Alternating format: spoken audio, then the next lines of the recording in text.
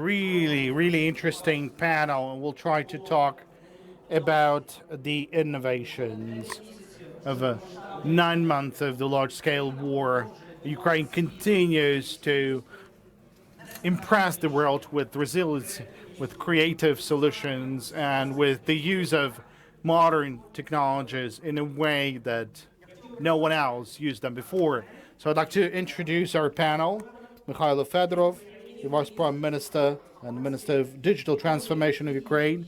He's known by DIA, Army of Drones, with Starlink, with many other things which are not standard and which are changing the world. We also have Taras Kytsmey, the co-founder and the board director for SoftServe, which is a global technology company. By the way, from Lviv, which is having something like 13,000 employees all around the world, which provides IT services in all the modern technologies. Oleksandr Konotopskyi, the founder and the CEO of Ajax system, which is global productive hardware company, 120 countries of the world, 2,500 employees, a company which is fighting with the evil. We have Olga Ustinova, CEO of the Vodafone Ukraine, one of the largest telecommunication operators of Ukraine. She's demonstrating absolute resilience to what is happening in Ukraine and to making sure that our communication remains at good level. And we also have Yuriy Batkhin online with us today. He'll be joining us later on. The Vice President on the development of Mastercard in Ukraine and Moldova. Tremendous number of unique projects, and he'll be able to tell us more about that. So I'd like to start with the first question to our panelists, to Mykhailo and to you. So you today, you represent the unique solutions, advanced technologies. So, what technologies and what Ukraine is offering to the world, something that the world has never seen before. So thank you for this question, and everyone, greetings everyone. Well, I think that Ukraine has never seen a war of these scales in the middle of Europe, and it happens under this digital stage of the transformation of our society. So we can talk a lot about the DIA. We're the first to introduce first digital IDs. Then there is a chance to open an account without going somewhere, just online. There's lots and lots of projects. But talking about everything that's happening in times of war, I think that we've already managed to launch our business. This public, this non-governmental organizations, we managed to launch a lot of projects that you could be proud of. One of these projects and the products, which is called Delta product, and it allows in real time to map some of the intelligence data and to take very fast decisions. And that project changes the decision-making process in the armed forces. Here's our technology products in UAVs. Aerial or maritime UAVs. There's a whole lot of different projects. Now, what is happening in the middle of this war, this technological Ukraine, with many people working in the IT sphere? They started to adapt their skills in order to solve the different tasks and challenges. And all that has been transformed into very specific products that could be well exported. During the war, we need to draw a lot of resources, but after the war, there's a lot of potential. So should we regularize all those products? And what can we be proud of? And where do we have a large potential? I start with services, since we do have cooperation between the registers. We've managed to set this 3 years ago when we started the DIA project. We managed to respond fast to the project, to the challenges we face. When the occupation starts, we need to, pay some money to the Ukrainians for them to be able to do the evacuation. So we have this e-support and everyone got, I don't know, 1,500 hryvnias or so. And we did that very fast. You have a damage of your housing or your accommodation, so you can report this very fast through this app, and made possible because we have a cooperation of the registers. We've launched so many other projects as well. The other one, the other sphere than the project all around us, that's cybersecurity. This full-scale invasion, it started long before 24th of February. It started somewhere in November with the massive cyber attacks, with multi-vector attacks designed to destroy all of our information system. But still, there is no leakage of data from the most important registers. All systems are working. Now that's the expertise, that's the lessons learned that we could export all around the world. Yeah, mass media is asking about this. That's an example of cybersecurity. We're not talking a lot about this, but Ukraine sets a lot of examples. Yes. Then telecommunications, and there's products that we could be proud of, and we could export this experience. I don't know. I don't know any telecommunication operator anywhere in the world with experience of our telecommunication operators managing to sustain and support the communications amidst the war. Then we have a breakthrough in the satellite communications. The number of operators, well, you've heard about Starlink. I think we have the largest number of Starlinks in the country, something like 25,000. But there's all the other operators of satellite communication. And if those companies or those founders would think that the largest number of satellite communications would be in Ukraine, and how we would be able to use those satellite communication amongst the war, well, that would be absolutely surprised. Then the fourth area, that's a military area. I talked about, Delta, about drones, air, maritime. We're creating a whole lot of, new products, and I could speak the whole day about this. So there's four directions where we have very unique expertise. Nowhere in the world there's any expertise like that. So now, in cooperation with the state, and sometimes without the cooperation of the state, sometimes there's even better sort of jam-throughs in terms of the development. So these are Ukrainian products that will be scaled up. So this is a very unique experience that we are having. And how agile, in terms of the computer world, is the Ukrainian side, Ukrainian country. Well, I can speak from my direction. Yeah, but you cooperate with others, with other ministries, like with Ministry of Defense, with other registers and things like that. If you want a specific example, so I came from a meeting together with the military. We gathered and I'll speak in general terms. We spoke of new sources on how to get information and how to hit the missiles entering Ukrainian territory. Traditional means not all of them actually trace those missiles because of low altitude. We have to have this crowdsourcing, collect the data, collect the sources.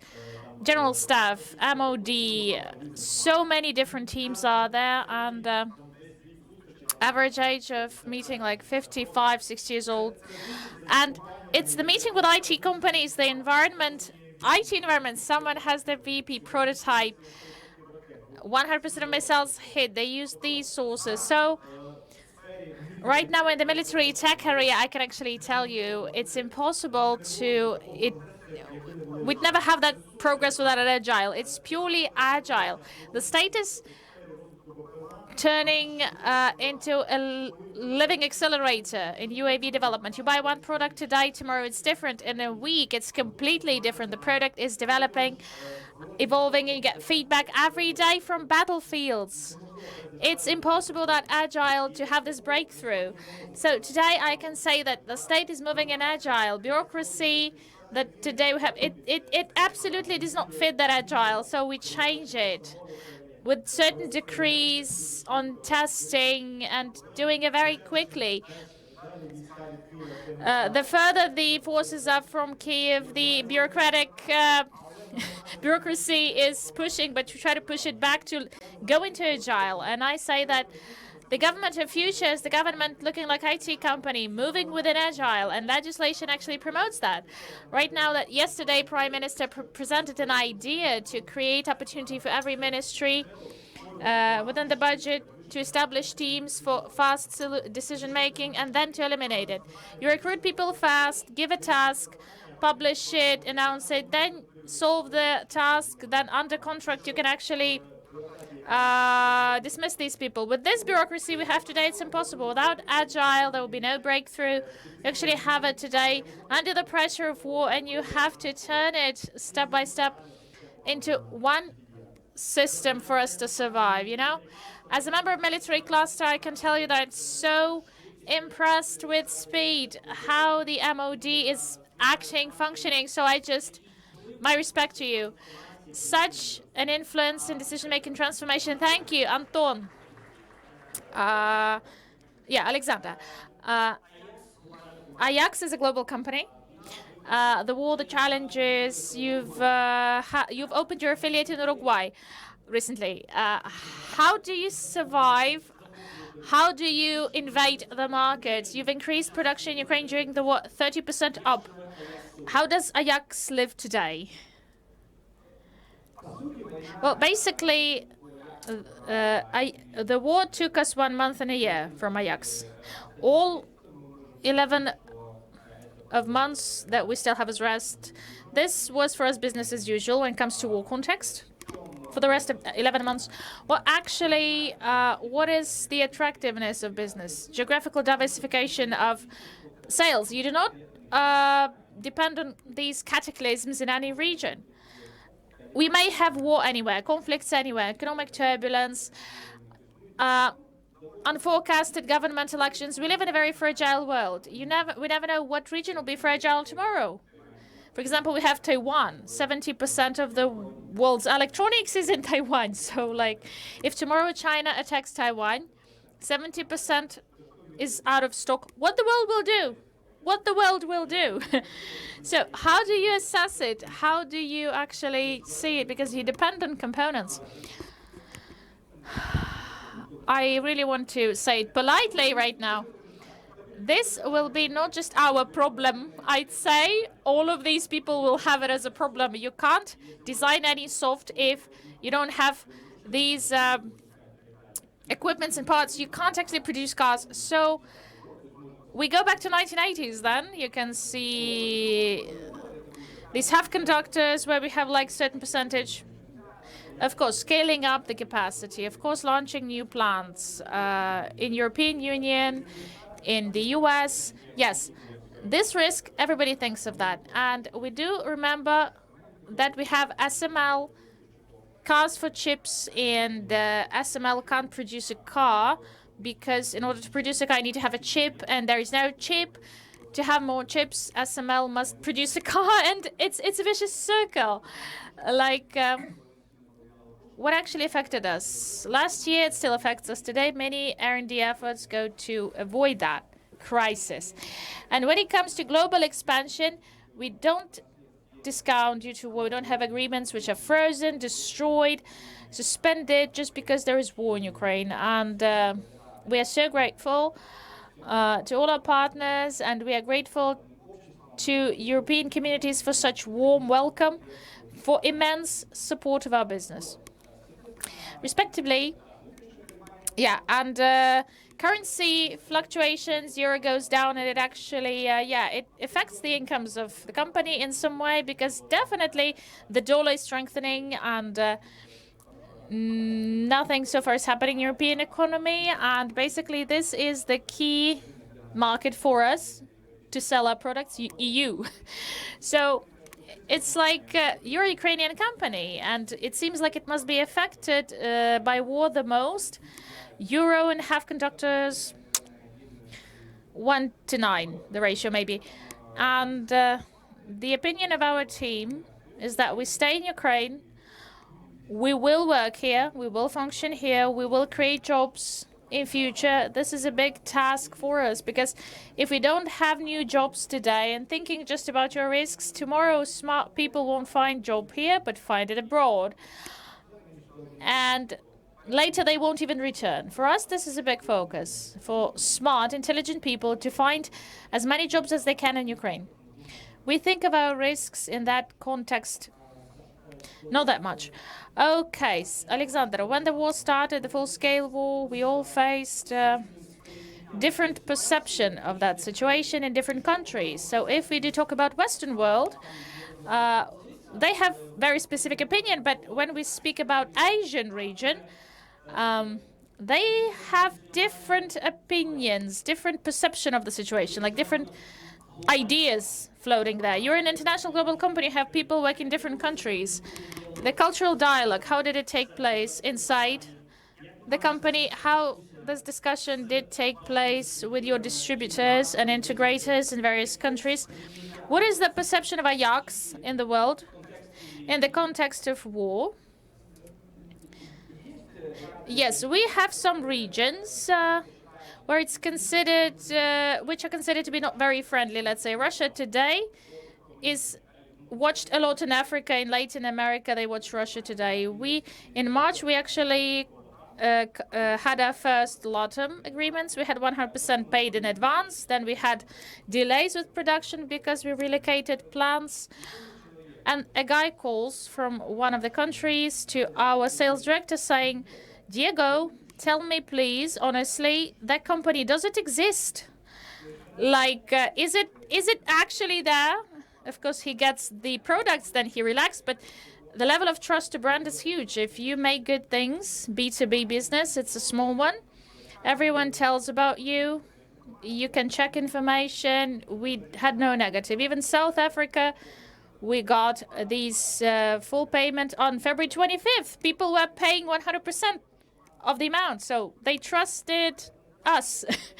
So the attitude was very positive. A lot of partners donate, support, give money to Ukrainian foundations, talk to us, ask us about the situation. We tell them.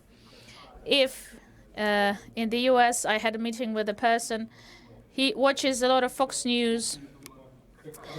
After watching Fox News, I can think like, what a horrible country Ukraine is, where to give money. But yeah, I explained to him, he says, okay, yeah, it's really interesting. Yeah, we do that a lot. Thank you. Olga, telecom. Challenges, Mykhailo told about the challenges and some creative approaches of telecom. The resilience of telecom and the solutions, and Chernobyevka, you can actually tell about it. Please, yeah. First of all, our foreign partners, they are surprised that we are still functioning. They ask us, how is that possible? How are you handling that? In peaceful times, only 2% of emergency activities operators usually have. Now it's 95% of emergency activities. So we have these emergency activities, 1,000 approximately of base stations were restored. Chernobyevka, we also have our own Chernobyevka. We have a base station. We were restoring for 7 times. It's not competing with Chernobyevka, but okay. It's this constant, ongoing process when we restore, recover the network. When the first occupation took place and our experts entered Bucha with demining teams, for you to understand, after the occupation, everything was mined completely. So we walked together with our military to demine first, and then we have audit of base stations to understand, is it possible to connect them? And then we saw that there were no walls off. So base stations were destroyed, but we had to restore the connection because so many people were sitting in basements. They did not even realize that they were deoccupied, that they can come out of basements. And then we had this idea, thanks to the Ministry of Digital. They actually called us and told, like, maybe you need Starlinks. I say, yeah, I don't need them personally, but how many do you have? I say, I need 10. As always, you need more than others, they say. Okay, so we took Starlink and we started testing this to, for example, when there is no Wallsoft at destroyed base station, to send it via the satellite, you know, via Starlink. And now it looks like that. So a base station comes mobile on the car with diesel and with Starlink. So we deploy the network in maximum 2 hours and we have connection. When all this started, we had tests 2-3 days. We had tests for 2-3 days. We didn't handle it. Like, there was connection without internet. We even gave calls to Starlink R&D center saying, okay, it doesn't work. You have to change the configuration. They say, how can it not work? We say, we try to launch our base station. So we called to tech support to Elon Musk, actually, to his team. That was wow thing. You know, we realized that we found the solution, which would allow us to be very quickly there connected in the occupied territories. They were surprised, saying, can you do that? Damn. Now they are surprised as well. Japanese are surprised, saying they have serious things like earthquakes. They say this would be great case for us as well. If we speak about creative solutions, national roaming, it's not something new, but what we did it in a week. Nobody even, abroad, they don't believe it. They say it's impossible because various configurations, various operators, various equipment. How can this be done in a week? And then within the first weeks, we had a lot of work. All three parties were actually working. And our regulator, operators, partners, and foreign partners actually to have this free of charge roaming for some time. You pay the same money as you pay for Ukrainian connection. Everybody who use roaming, it's a little bit more expensive, simply saying. So we involved everyone. And this was the first time, all the operators, foreign operators, gave us special tariffs. Right now, we can actually provide this roaming for reasonable price, you know? And we can tell for hours about that, what we were doing in this period. Yes, for the military worked as well, because our data and geolocation, unfortunately, I can't tell you this. This is confidential, but after the victory, we will discuss more cases, like how did it happen. So we continue working. We do everything that is possible. Thanks to our armed forces, Kherson is blue and yellow again. We restored the network in Kherson right now. We are doing this right now at this moment. And our next challenge is, these are blackouts, yeah, and it's something completely new. Again, we're looking for how to provide energy for our equipment. Okay, people say okay, telephone is wireless. Why it's not there? Some people ask. Why there's no connection? I saw these comments. That was really funny, but okay, base station requires electricity. So we're trying to find a partner for that. Some enterprises with generators just to feed our base stations, you know, to have the maximum amount of them with electricity. Each base station has batteries, accumulating batteries, 3-4 hours, and you have to actually charge it for 12-15 hours. We don't have that time gap. Yeah, so that feeding time is not possible. So we need to involve more and more people. This cross-functional communication during war is extremely, it's impressive how businesses help each other. For example, competitors become partners. And this is something new for Ukrainian environment, for our world, when we live through it. And we definitely are invincible. Thank you. I just want to stress that Starlink and mobile operator integration for networks merging and satellites. This is the example of Ukrainian case in the world context. This is what we're doing. This is our history. Thanks to operators. Olga, right now, what is the biggest challenge, the key challenge, and when will we be able to guarantee connection like the pre-blackout level. Okay, pre-blackout level. I have these benchmarks like pre, post blackout, not even the war. Okay, look, not today, but the previous shelling that we had massive shelling, and we registered that in many settlements traffic grows for 50%.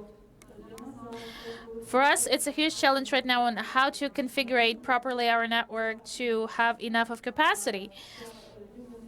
People migrate, our traffic migrates with them, so we have to reasonably optimize it and configure it, because it's about money. First of all, it's expensive. Energy, yeah. Electricity, of course, and restoring networks, because every 2 or 3 hours in Kherson, I have a record how many base stations we've been restoring. Unfortunately, a lot of equipment was stolen, looted. It's not like in Bucha or Chernihiv. Right now, they intentionally are destroying everything, you know? And this is a big challenge as well. How fast can we restore the network? Third, Vodafone company always says that for us, employees is the top priority. And this is a big challenge when you realize that you have to pick between safety, your technical expert safety, teams, those who sell, and that they have to work in almost the occupied territories, very close to hostility areas. And you realize that even when the company gives an announcement, we have to evacuate, you know? It's dangerous. Your tech experts say, okay, we heard you. They send their families, but they stay themselves there and continue. So that's really big challenges. But energy is the challenge number one. Thank you. Now, a question to Taras. The IT market, you're a global company. There's many people working in Ukraine, many abroad. You have a lot of customers, but any changes in the landscape or the market of IT services during the full-scale war, how do you feel yourself? And any innovations you're offering to the world? Thank you. I would like to, at first, to start with what are we providing to the world? Well, we have 300,000 engineers working on IT markets around the world. Some left Ukraine, some are still working in Ukraine. We're providing our services everywhere, in US, Europe, Asian markets, Middle East. According to the National Bank of Ukraine, over the past 9 months of this year, the IT industry has grown by 13% in US dollars. Yes, that's comparing to the same figures over the past year. Now, why the IT industry managed to sort of rebuild to operate under the martial law period? We're working on the global markets, and the global markets are not that sort of susceptible to changes, and every IT enterprise is basically a virtual enterprise. So it's like processes, all the processes are run into internet, starting from hiring, interviewing, project management, marketing, promotions, etc. So should you take a look at our company, over half of the company employees have never seen our offices, so to say. That's metaverse, but better version. So like Meta Ukraine, like a Ukrainian option of the meta universe that Zuckerberg is trying to build. Well, if we'll have an Oculus, then it would be a complete immersion into the universe. But that's a good preparation for the army of drones. Yeah, right. So should you kind of take a look at the challenges that we're having for today? The development of industry, it went down a bit because we are developing slightly, but not as it was during the previous years. But then there's this risks of our customers, mostly risks related to code safety, to data safety, with the stability of teams, with the ability of our personnel going abroad, doing some presentations, things like that. And then some of the other risks are related to electricity and the internet. Yeah, well, new realities require new solutions. What's your solution? Well, all the risks are manageable. The data security, well, all of the data are kept at the cloud environment somewhere abroad. What about the stability? Well, 3% of the employees were conscripted, and that's three. In our case, we have something around 250 employees are currently conscripted. We support them, we pay them salary, but that's 3%. So whenever we're talking about the reserving or the personnel, we're talking about the key personnel that we make sure that they still operate. And whenever there is any need for traveling abroad, we're trying to use all those employees that are living abroad. Internet, we're talking about Starlings. Electricity, those energy generators. And currently the company is working and the customers remain very satisfied with the level of service provided. On the overall, our response to this work goes with diversification. Now, should you take a look at what happened in the beginning of the war, we've increased our presence in Poland and Bulgaria, opened some offices in Romania, and sped up the development of offices in Mexico, Colombia, and Chile. Okay, so Ukraine is capturing Latin America and donating in support of Ukraine. Yes. Well, SoftServe is a global company. A lot of people are working, and we keep saying that this company was born in Ukraine, but it's a global company. And we started working in Mexico, and we told that we were a global company, and there were people coming from US and things like that. But when they learned about the fact that SoftServe is actually a Ukrainian company, there was a positive change of attitude to our style of work, because we try to use the very same culture that we've developed in Ukraine. We try to export it, so to say, to other areas, which is very good, very well expected. This is something that we offer to the world. Not only the IT technologies, but the culture. Those people coming to us, they enjoy the Ukrainian culture and those business processes that we establish in a way to have to be possibly comprehended. Now, talking about the future of our industry and how I see that, first and foremost, the industry after the end of war, it will be more of a globalized nature. But maybe later about the future, I want to talk to Yuriy. Do we have a connection with Yuriy? Yuriy, greetings.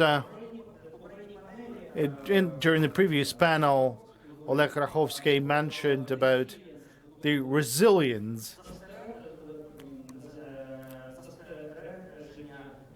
and some of the warnings or concerns for the financial industry and banking industry for Ukraine.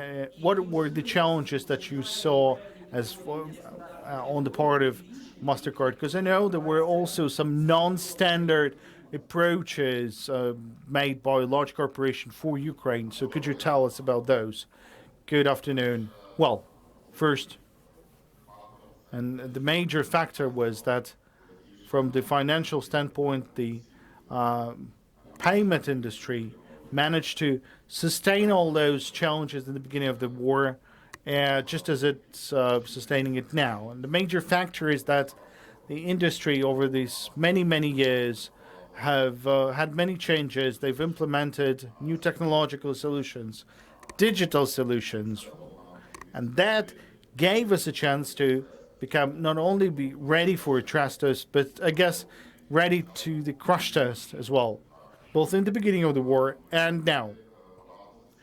We've did a lot over the past 8 months or so. The first example is that there is this implementation of the so-called cloud-based connectivity. So that's a cloud solution with the largest bank of Ukraine, and it allowed this bank to move like 100% to the cloud technologies That's from the standpoint of connections to the payment systems to support the processing for payment card transactions. The other example is the so-called Digital First Card program. Now, that's the program that started its movement all the way from Ukraine, and Ukrainian banks were the first to implement this. So they sort of gave an impetus to the development of that solution all around the world. So the idea is very simple. A client has a new card, and then there is this this card in the mobile app. So he might not need the physical card, but the client might be using this digital card in his cell phone, and using the banking app, he can digitalize this card in Apple Pay, in Google Pay. So that's an agile version that allows the client to order the card, and then in just a couple of seconds, he would get a tool allowing him to do some payments online and offline. Doesn't matter.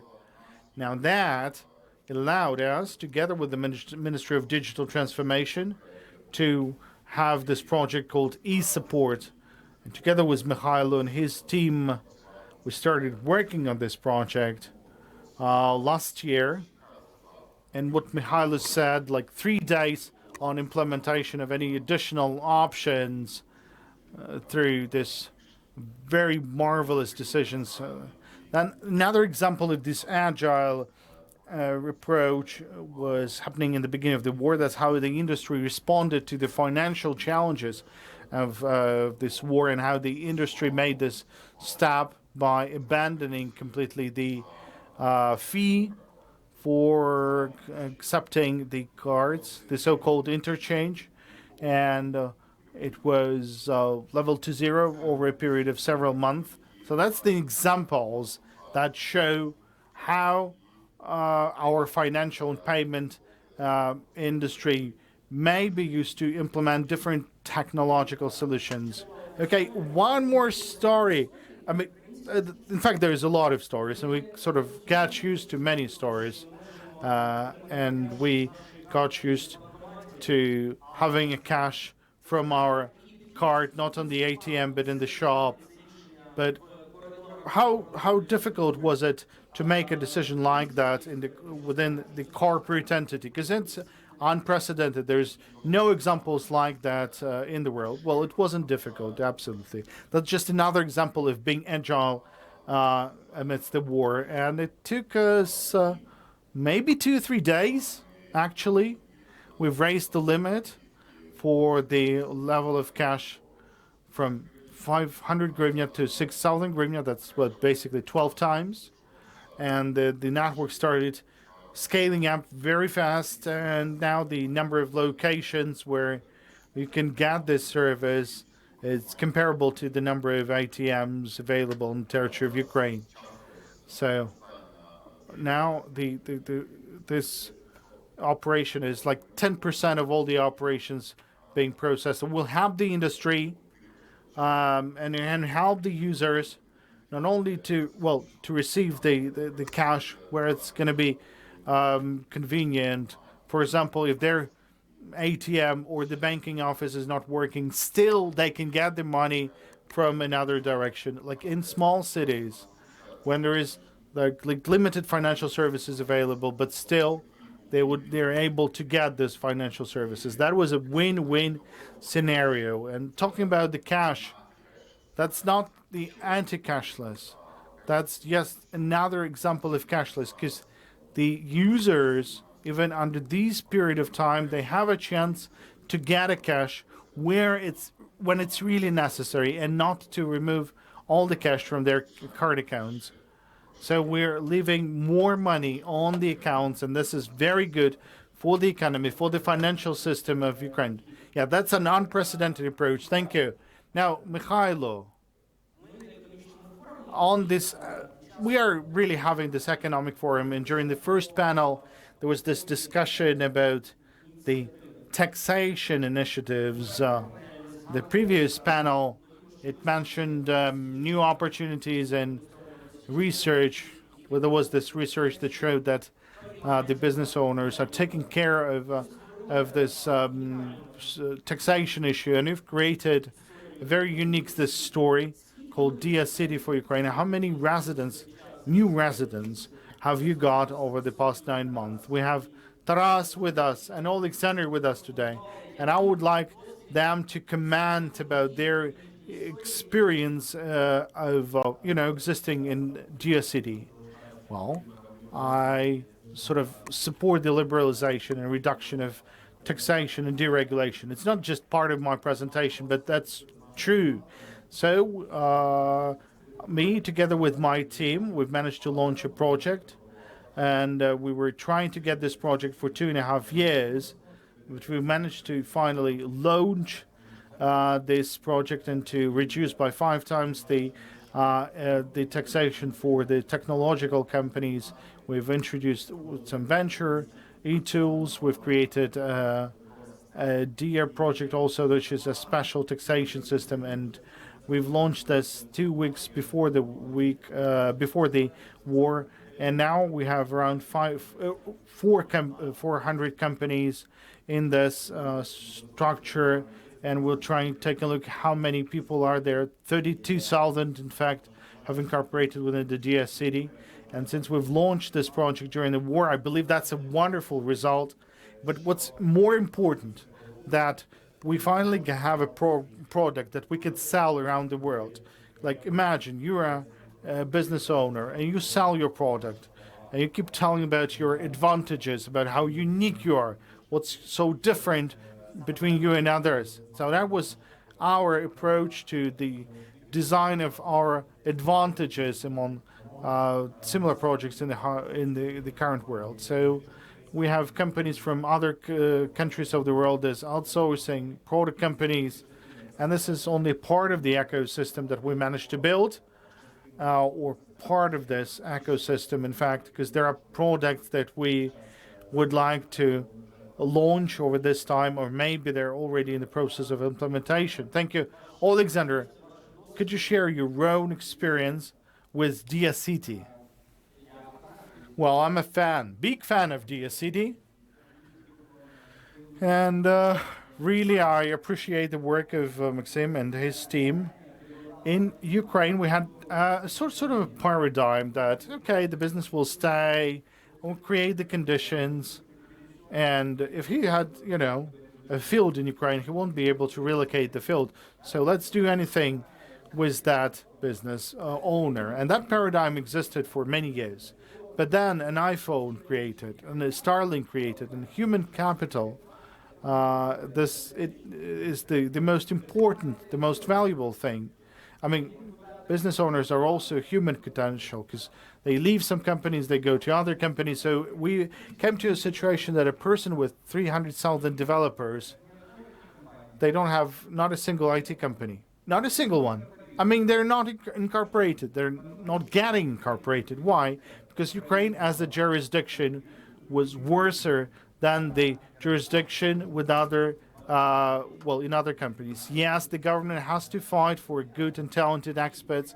That's the reality. And when Dia City was created, they made a very simple exercise. They made a table, and they did a comparison between different jurisdictions, and they tried to make the best among the existing jurisdictions. So as a business owner, as the resident of the Dia City, I can tell you that Dia City is the best taxes in the Europe. That's far more interested than Bulgaria. It's far more interested than everything else. So that's the first very important step. Well, because apart from these taxes, it's important to have this paradigm of communication between the business and the government, and that's sort of different. And the Ministry of Digital Transformation, it's the people. Whenever you address them, you can give the right name to the right thing. Say like, okay, this is where we go, and this is what we are understanding. So we can come up and say, let's do this. Let's better. And Cyprus is better with this, and Poland is better with this. And they're saying, okay, let's do something differently, and let's do something better. So that's the dialogue that makes me believe in this jurisdiction, because I tend to understand that some things you cannot finish now because of the war, and you want to do that now, but that's something impossible. But they will be finished, really. And I think that's already a breakthrough for the Ukrainian business owners. Okay, Taras, yes, and we managed to have this tax for outflowing capital. For so many years they actually promised this tax, but actually it's there. This is MVP, maybe of future tax system, and we have always to improve something. Like now we are amending the law for startups to improve some conditions. So all the time we try to improve it, for the system to evolve. But 2 weeks before the war, we launched it. Like, Taras, your experience. I fully agree. DS City is the best jurisdiction to develop IT business, at least in Europe. We are the member of DS City. Unfortunately, we can't enter DS City with our thousands because SoftServe had other tasks, but right now we have plans. People must step by step enter DS City. The tax you mentioned, the tax for capital, imported capital. So I have question to Yuriy. Yuriy, okay. But Mastercard will be there, I guess. We know that Visa is already a member of DSCT. Mastercard, we all are waiting for you. Yeah. Thank you so much for the invitation, and I think this will be our next step. This is the next step. So we can consider this, the preliminary commitment is there. Okay, ask me. Nobody invites me there. Telecom, DSCT, where do you see? We really want to, but nobody invites us. Not all business sectors, it's just for tech companies, but we have tools on how to say that your IT department is a tech company. We can do it. This is what we call agile. Vice Prime Minister, Minister of Digital Transformation gives tax advice, certain tax consultation to a big company on how to organize, how to increase number of reinvestment in Ukraine. We'll have more of that. Well, honestly, we have an IT company, by the way. And this company we have our own application. They have these developers there as well. And we will transfer to DSCT. But we're a big company. We need to consolidate them, yeah? There is certain time for it will take. It's not very okay when one company works with one tax system, the other uses other tax system. It adds some. It makes our life more difficult. In first quarter, smart locks will enter DSCT as well. Okay, yeah. We move to the second part because right now we all are focused on victory. We try to do everything to have victory and finally get it. And quite often we say after the war, We say after the war.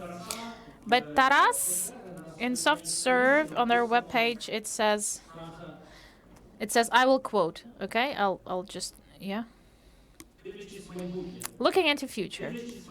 Looking into future, okay. So I have a question to all the panelists. What do you invest today? What can you advise all people to invest in which technologies? Where do you see the future of Ukrainian technology? What are you investing in? Yeah, thank you. The motto of the company actually for the future. Yeah, for the future. And definitely to be successful at global market, basically you have to sell the future solutions. I always give this example of Tesla car, yeah, Tesla vehicle and Mercedes. Mercedes may be a better one, price quality ratio. You will get it not in half a year, but everybody buys Tesla. They buy future.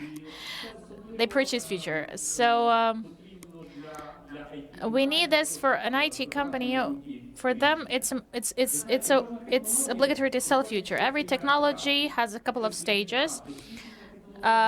Research stage, when we call this emerging technologies, yeah, then scaling and legacy, yeah. So every company uses various technologies to provide services, but the focus is that the trick is that the later you enter technology, the longer you are in the red ocean, the lower the margin. The faster, the bluer the ocean. It's better to have to be in emerging technologies because more. Then we have the high application level. For the new ones, it's still not there in environment. To be in emerging technologies, you have to be in research. You can't just jump, into that. You have to start with emerging technologies. So companies with high institutional maturity, they first invest in R&D, then they invest in CTO, and then in development. Which technology? What do you invest in? Okay. Just as an example, we all know what robotics. It's like mechanics, mostly perceived like mechanics, but modern robotics. Why is it different? Robotics has brains. It can work with data, positioning in space and images, whatever, and it can be autonomous and make decisions. One of the projects we work with drones, yeah, for a month, yeah, which must fly during a month. They have some mini turbines, making photos, making images in moon. This is a research project. We're still working on it. We have like a cooperation here. If we work okay with the research, we will actually create brains for the drones. Aerospace company become that, yeah? Sort of. Maybe. We can call it like this, but on the other hand, I'd like to say, Ukrainian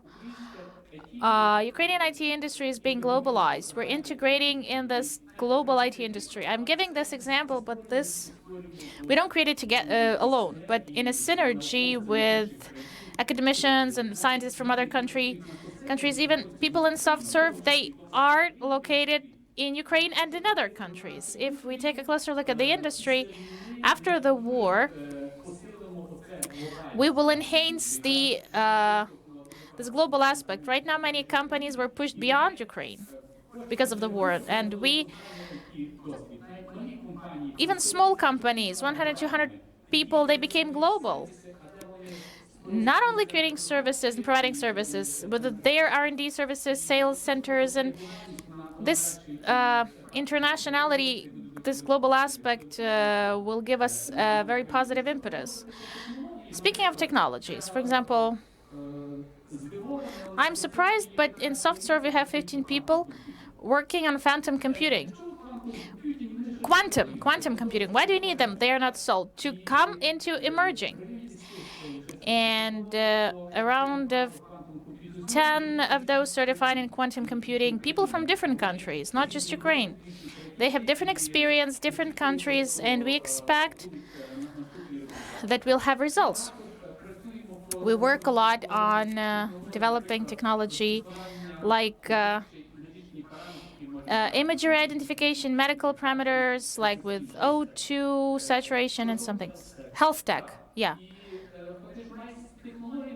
With these technologies, we can actually offer them, not just healthcare industry, but to banking industry, like where you have interviews with your potential clients and you can just understand what is the level. It's not prohibited, Scoring system for loans. Okay, yeah. So a lot of applications are there. You can apply it like space robotics, healthcare, finance. We are in the financial project as well. We're present there like... It's about experience we give to people. We experience in a real world. There are certain financial institutions thinking of metaverse, how people will be serviced there. Okay, we need to prepare.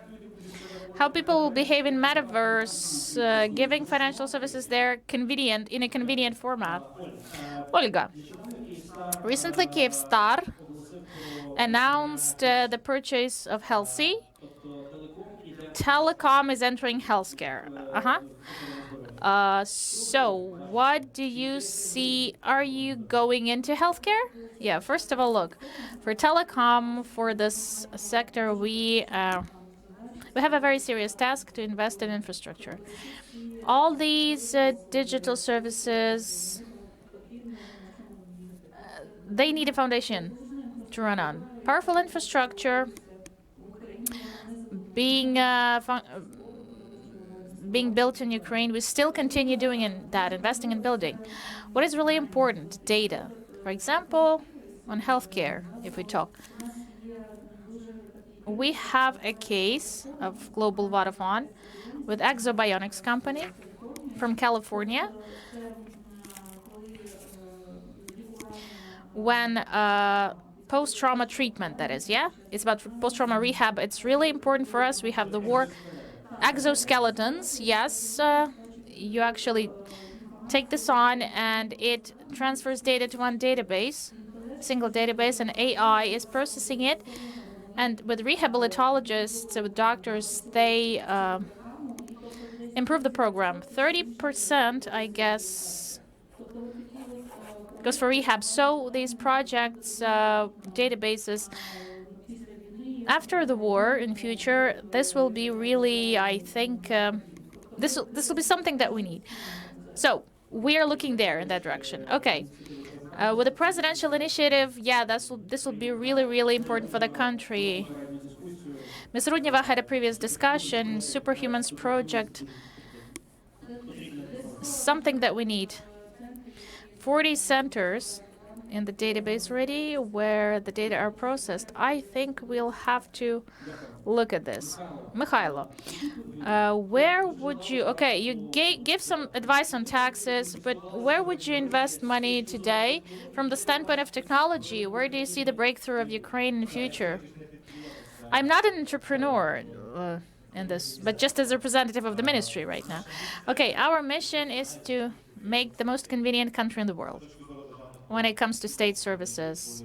One click, everything goes fast, you don't even notice this. The human capital we talked about, to stay here, because it's convenient, flexible, fast. These are the key things, the key advantages for quick start and idea implementation in agile, quickly, the quality of data, and so on.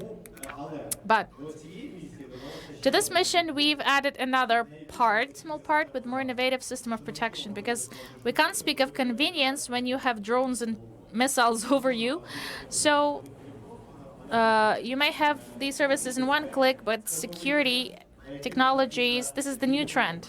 After the war, in our country, there'll be a lot of demand, security trend.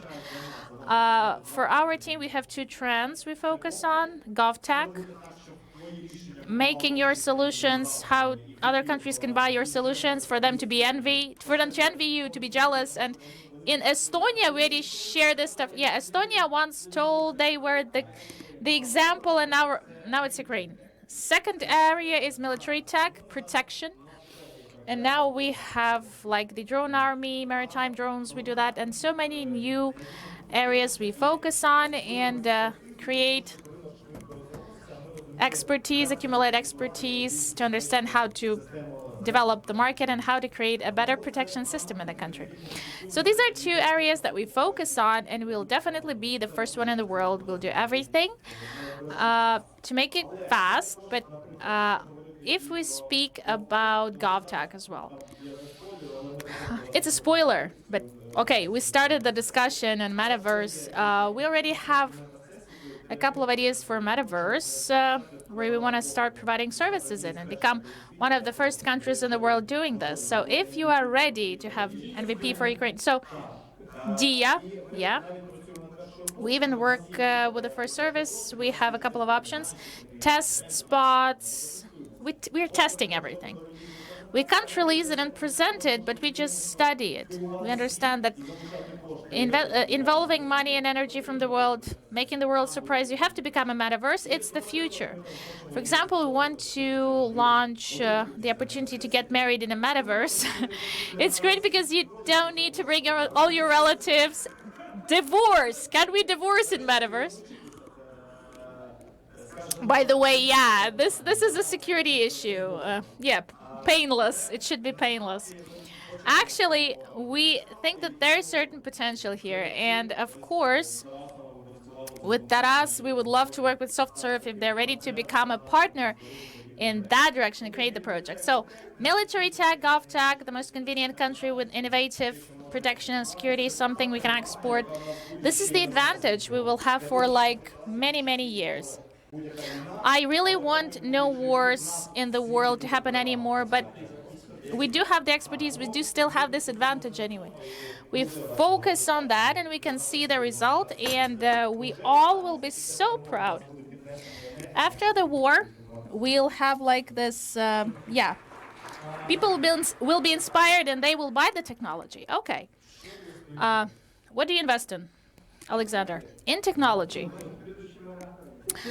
I agree with the previous speakers, definitely. Technology. Well, we will create so many R&D teams in this year and next year, as many as we can.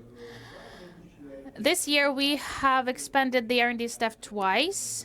Next year we'll have more. What technologies? For us, connection. What we do.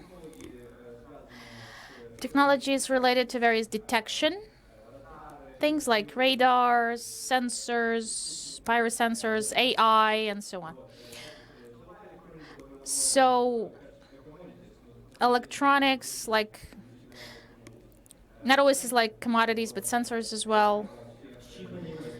Chips, you don't invest in them? Half conductor business, it's a little bit different. Semiconductor business is a little bit different. It's like automotive, Mercedes. It's like for Mercedes to invest in tires. Tesla, Elon Musk loves to invest in this, like building it vertically. Do you want to enter chips deeper? No.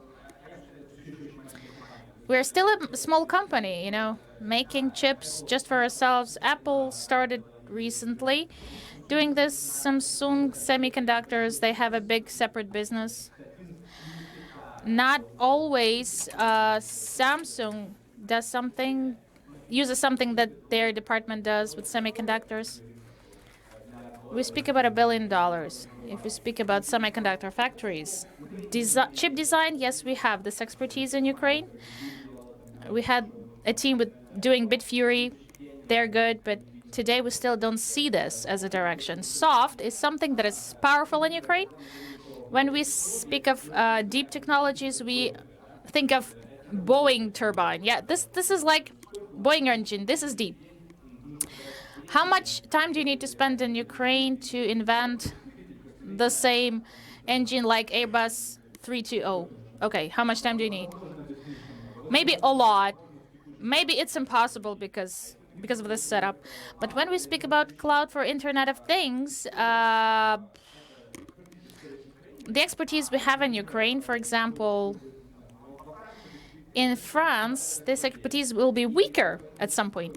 So in the new world, clouds, high-load applications, if this is a deep expertise, this has very serious IP. This is hard to replicate. And that could be a competitive advantage, really. So we pay a lot of attention to landed technologies because there's a bunch of wonderful technologies that weren't perfectly landed. For example, the AI. The chip without AI is $4 and chip with a simple AI, it's 6. So it's not 60 or 600. So AI is becoming more pragmatic, right? Yeah. So from the standpoint of science, it's nothing changed, but from the standpoint of implementation into the life, that's a revolution, really. So the AI should be added, or will be added into any device, basically. Okay, going to Mastercard. Where do you invest? Anything new that's going to be implemented into the DS City in Ukraine? Well, first of all, there's online commerce, different commercial activities, because all of our researchers point that there's these challenges in terms of the users and in terms of merchants are related to this lack of proper experience on the part of the client. That's very difficult. There has to be fast, there has to be convenient, and there has to be a proper level of security. So we need to invest into these solutions. We're working on that. In the beginning of the next year, we'll be implementing new technologies for the convenient pay, which is called click to pay. That's going to be very convenient for all the payment industry, for the users as well. Then there's this protection of data, protection of transactions, and we do need to use the AI and practically in all the solutions that will be engaged in defending the protecting the accounts, preventing account fraudsters from operating. So AI would be vitally important. The third direction, this is what Taras mentioned, so sorry for hype, but that's cooperation with virtual assets and how we can combine our financial world with the virtual assets, with the cryptocurrency. We're working on that. We have some solutions already. The very first solution, it was introduced in Ukraine a couple of months ago. We're talking about a solution that allows our users with an ordinary payment card, which is binded to the balance of the user in cryptocurrency, to use this balance in cryptocurrency for doing some payments in real world. So we have a chance to offer to everyone with cryptocurrencies, crypto assets, not only to earn money through the different currency exchange rates, so to say, but also to pay for some goods and services in real world. You can buy something in a store. So that's additional money that will be working internally. Now, all that reminds me of what we had 11 years ago when we've introduced these payments when you don't need to actually insert the credit card somewhere, but to have a kind of a non-contact payments. Okay, so we have a situation when Mastercard will be coming from the real world, from the standard currencies into this virtual environment. So we've already got inside this virtual round, a virtual environment, and we've already introduced some of the solutions into Ukraine, and this is already happening.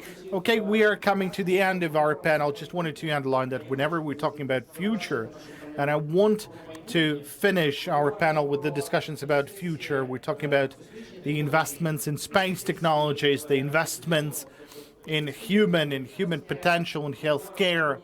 We're talking about military tech, that's the powerful protection in Ukraine. We're talking about the AI, which is becoming more accessible. We're talking about the cryptocurrency, which is becoming kind of a more and more effective as a payment tool rather than a speculative tool. And all that is happening in Ukraine. All that is happening while allowing for the establishment of new companies, new ideas. And then thanks to the GovTech, it makes Ukraine a leader of the global technological solutions. So I'm very grateful to the panelists and to Vitaly. Thank you.